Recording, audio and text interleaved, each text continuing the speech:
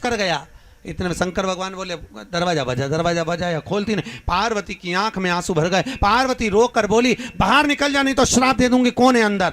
इतनी देर में भगवान नारायण को लगा कहीं पार्वती श्राप ना दे दे। नारायण और लक्ष्मी दोनों ने दरवाजा खोला। दरवाजा खोलकर बाहर निकलकर दरवाजे पर खड़े हो गए। दरवाजे पर खड़े होकर नारायण लक्ष्मी बोले माँ ये घर तो हमको अच्छा लग रहा है, इसलिए ये बद्रिकाश्रम हमको दे दो। पार्वती जी आंख में आंसू भरकर शंकर जी से बोली। भगवान शंकर बोले मैं पहले ही बोला था किसी की औलाद को गोदी में मत ले, गोदी में लेगी तो जायदाद देना पड़ेगी। तूने गोदी में देना। पार्वती जी आंख में आंसू भर भर के रो रही, खूब रोई। अब अपन कहाँ जाएंगे? शंकर भगवान बोले रमता जोगी बहता पानी मर्जी, इनको रेन दे बद्रीनाथ, अपन चले केदारनाथ। ये नारायण ने लक्ष्मी से कहा लक्ष्मी तेरे कहने पर भगवान शंकर का घर पर मैंने कब्जा करा है, पर सुन लक्ष्मी मैं भले भगवान शंकर के घर में रह रहा हूं पर तूने कपट करा है, इसलिए लक्ष्मी तू मेरे साथ इस मंदिर के अंदर नहीं बैठेगी। नारायण बद्री नारायण अंदर, लक्ष्मी बाहर। लक्ष्मी बाहर, तू मेरे साथ नहीं बैठेगी, तू कपट करी है, तूने छल करा है, बाहर। महाराज शंकर भगवान जब जाने लगे, भगवान नारायण ने हाथ जोड़कर कहा भोलेनाथ विश्वनाथ त्रिकालदर्शी कैलाशी अविनाशी हे शिव आप मुझे छोड़कर जा रहे हो। शंकर भगवान बोले मैं केदारनाथ जी की ओर जा रहा हूं, प्रभु आपका ये धाम है, आप निवास करो। भगवान कहते हैं नहीं नारायण अब ये तुम्हारा है। और सुनो नारायण जो अपने हाथ में चने की दाल लेकर बद्रिकाश्रम मंदिर के पीछे बैठकर ओम नमः शिवाय का जाप कर कर अपने मन की कामना कर कर बद्रीनाथ के मंदिर में चने की दाल समर्पित करेगा, उसके मन के मनोरथ को शंकर पूरा करेगा। शंकर पूरा करेगा। आप लोग गए होंगे तो आपको मालूम होगा कि बद्रीनाथ जी में क्या चढ़ती है। क्या चढ़ाते बद्रीनाथ में? चने की दाल चढ़ाए होगे ना, आप लोग भी लेकर गए होगे चने की दाल। वहां प्रसाद भी मिलता है तो चने की दाल का मिलता है, चने की दाल शिव को समर्पित। क्योंकि शंकर भगवान स्वयं कहे इस बद्रीनाथ मंदिर में बद्रीनाथ जी के पीछे बैठकर चने की दाल को हाथ में लेकर जो अपने मन की कामना कर कर भगवान बद्री विशाल को चने की दाल समर्पित करता है, उसके मन के मनोरथ स्वयं भगवान शिव पूर्ण करता है। महाराज आज भी नियम है, केदारनाथ जी में नारायण नारायण जपा जाता है और बद्रीनाथ में ओम नमः शिवाय जपा जाता है। जो बद्रीनाथ जी में ओम नमः शिवाय का जाप करता है उसके मन के मनोरथ पूर्ण हो जाते हैं, शिव उनके मन के मनोरथ पूर्ण कर दे। ऐसी कौन सी बीमारी है जो शिव पूरा नहीं करो?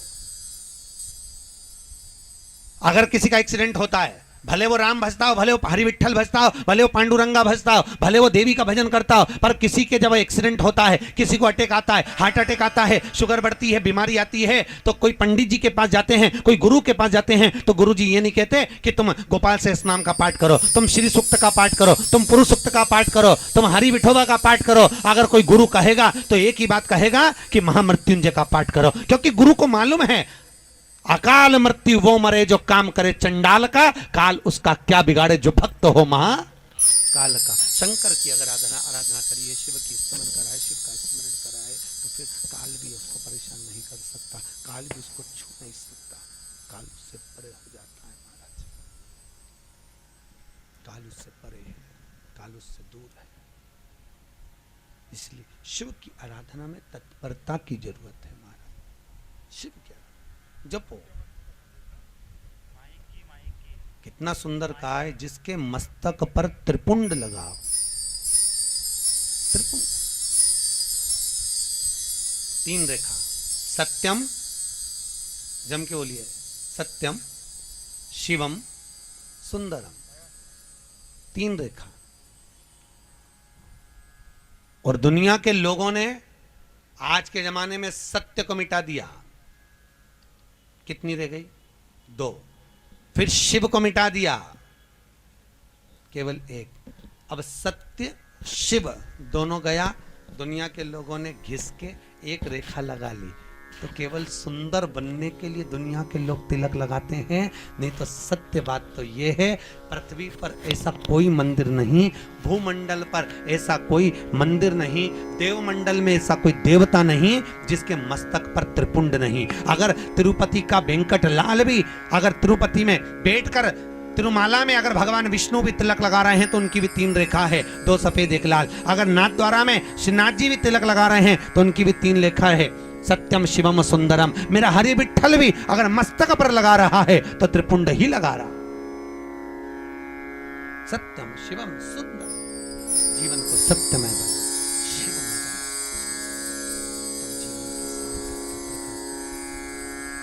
तब जीवन आनंदित होगा।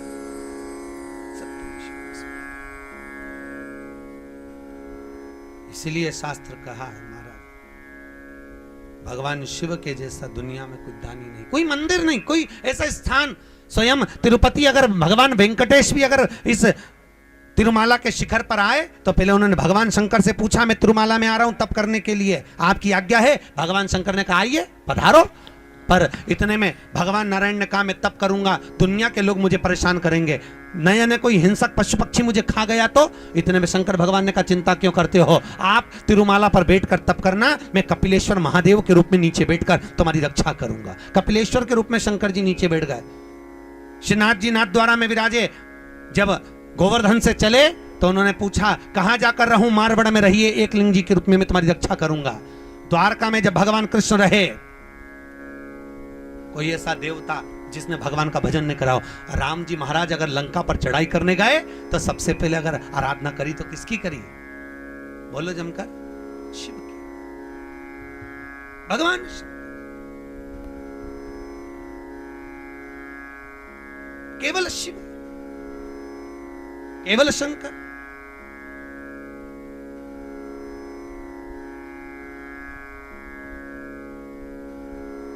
और महाराज राम जी ने आराधना करी भगवान शंकर की, सेतु बांधा। जब भगवान कृष्ण के 16,108 रानियों के साथ में विवाह हुए, कितनी रानियां थी भगवान की? जम के बोलिए, 16,108। जब भगवान कृष्ण के इतने विवाह हुए, इतने विवाह होने के बाद जब भगवान कृष्ण की यहां औलाद नहीं हुई, संतान नहीं हुई, तब भगवान कृष्ण ने अपने गुरु गर्गाचार्य बाबा को बुलवाया और गुरुदेव को बुलाकर पूछा, गुरुजी मेरे यहाँ संतान नहीं, मेरे यहाँ औलाद नहीं है, मैं क्या करूं, आप बताओ। तब गुरु गर्गाचार्य ने कहा एक काम करो, शंकर भगवान के शिवलिंग का निर्माण करो, शिवलिंग का निर्माण कर कर उसकी पूजन करो और अपनी रानियों के साथ में पूजन करना। एक एक रानी के साथ में 11-11 दिन तक भगवान कृष्ण ने भगवान शंकर की आराधना करी। तब भगवान शंकर प्रकट हुए। शिव जी प्रकट होकर बोले, मांगो कृष्ण, तुम्हें क्या चाहिए? भगवान कृष्ण कहते हैं, भोलेनाथ मेरे यहाँ औलाद नहीं है। शंकर भगवान ने कहा, कृष्ण तुमने एक एक रानी के साथ में 11-11 दिन तक मेरा अनुष्ठान करा, मेरा अभिषेक करा, मेरी पूजन करी है, चिंता मत करना, तुम्हारी एक एक रानी से 11-11 संतान उत्पन्न होगी। और भगवान शंकर की कृपा से 1,77,086 भगवान कृष्ण के बच्चे हुए, शिव की कृपा। आप लोगों को भी जितने चाहिए उतने दिन अनुष्ठान कर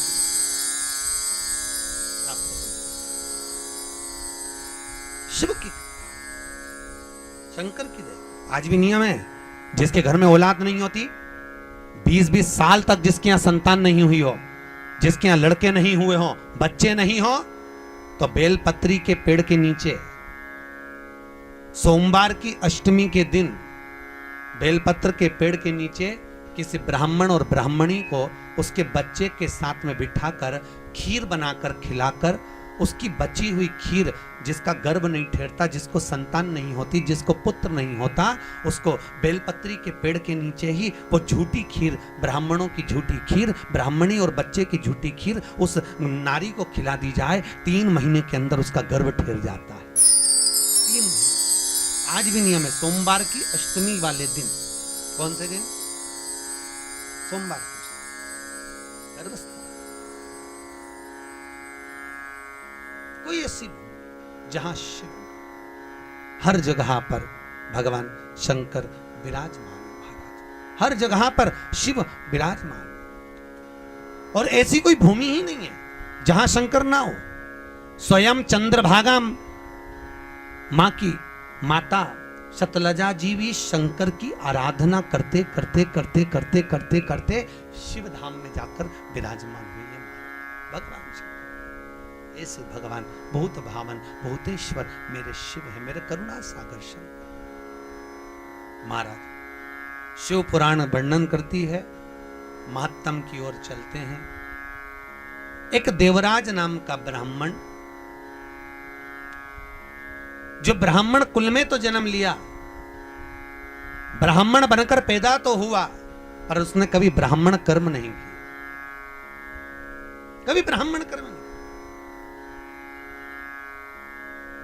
ब्राह्मण कर्म से दूर था।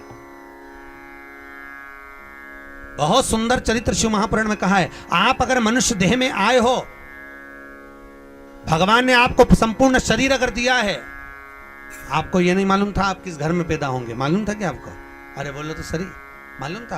और भगवान ने कितनी कृपा करी, रोज भगवान शंकर को धन्यवाद दिया करो, रोज भोलेनाथ जी से कहा करो बड़ी कृपा करी भोलेनाथ, आपने बड़ी कृपा, अच्छा घर दिया, अच्छा परिवार दिया, अच्छा पति दिया, अच्छा पुत्र दिया, अच्छी पत्नी दी, अच्छा कुल दिया, और बड़ी कृपा करी, पूरा शरीर दिया। मालूम पड़े एक आध हाथ तोड़ तुड़ा कर भेज देता, एक आध पांव तोड़ के भेज देता, एक आध आंख निपटा देता, तो क्या झगड़ा करने जाते उससे? अरे बोलो तो सही, कि लड़ने के लिए ऊपर जाते कि तूने मेरी आंख क्यों निपटाई, मेरा हाथ क्यों तोड़ा, मेरा पांव क्यों तोड़ा? उसने कृपा करी है आप पर, उसने दया करी है आप पर, और कुछ कृपा का फल प्राप्त करा, तब जाकर शास्त्र कहता है, भीष्म पितामह ने अर्जुन से पूछा, अर्जुन ये बता कि पुण्य दान सत्कर्म का फल क्या है? अर्जुन ने कहा महाराज मैं नहीं जानता। भीष्म पितामह कहते हैं, सुन अर्जुन, पुण्यता का भाग है, जैसे कोई बच्चा एक गुल्लक को भरता है, गुल्लक फूटती है, तब कोई खिलौना लेकर आता है, कोई गिफ्ट लेकर आता है, उसी तरह जब किसी नगर में, किसी गांव में पूर्वजों के पुण्य की गुल्लक जब भराती है, तब वो गुल्लक जब पुण्य की भराकर फूटती है, तब जाकर उस नगर में जीवन में एक बार शिव महापुराण की कथा हो पाती है। ये आप किस्मत वाले हैं, ये आपके पुण्य की गुल्लक है।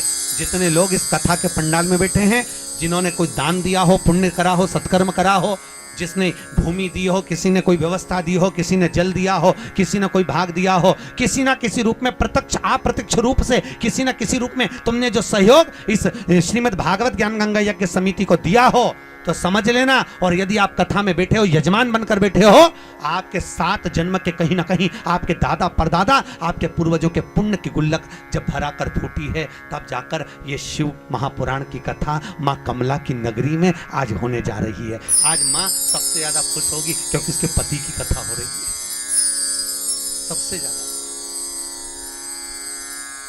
क्योंकि पत्नी, जब पति की कहीं बड़ाई होती है ना मायके में या कहीं पर, कि तुम्हारा पति ऐसा, उसने खूब दान करा, पुण्य करा, ऐसा करा, तो पत्नी बड़ी खुश होती, तुरंत सिर में पल्लू लेके इठला में बड़ी। तो आज माँ कमला बड़ी प्रसन्न हो रही होगी कि कमला पति की कथा चल रही है, भगवान शिव की, बड़ी प्रसन्न, बड़ी आनंद।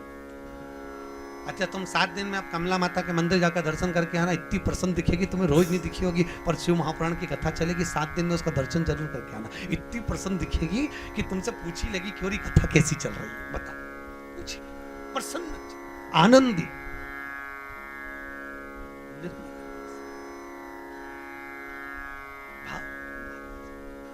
शिव कथा कह रही, भगवान शंकर की कथा कह रही। देवराज ब्राह्मण कुल में जन्मा, पर ब्राह्मण कर्म नहीं कर पाया, ब्राह्मण कर्म से वंचित रहा। मनुष्य योनि पालेना सरल है, बहुत सरल,